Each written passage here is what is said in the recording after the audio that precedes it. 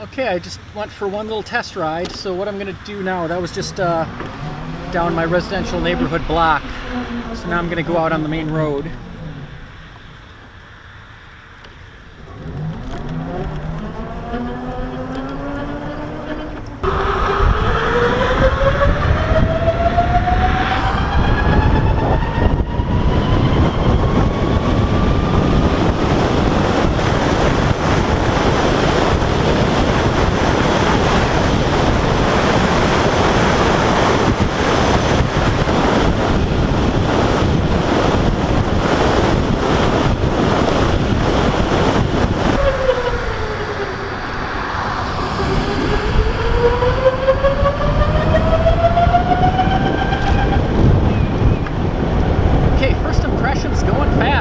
It feels different.